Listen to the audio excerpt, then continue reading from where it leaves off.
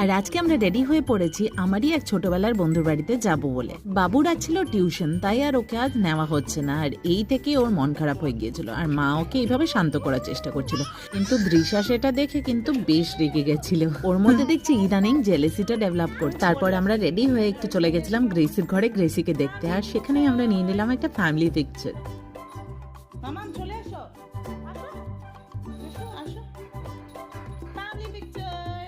আজকে আমরা যে ফ্রেন্ডের বাড়ি যাচ্ছি সেই ফ্রেন্ড কিন্তু আমার ক্লাস 2 থেকে বন্ধু।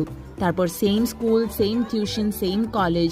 ইনফ্যাক্ট আমরা এত একসাথে দেখেছি যে আমাদের মারাও বেস্ট ফ্রেন্ড হয়ে গেছে। বাড়ি থেকে বেরোতে এই দৃশার ফ্যান্সদের সাথে দেখা হয়ে গিয়েছিল। আর ওদের বাড়িতে যাওয়ার সময় আমরা নিয়ে নিয়েছিলাম সানন্দা থেকে কিছু মিষ্টি। আর ওই যে ছেলেগুলোকে দেখছো, ওই ছেলেগুলোর দিকে তাকিয়ে তাকিয়ে মিচকে মিচকে হাসছিল।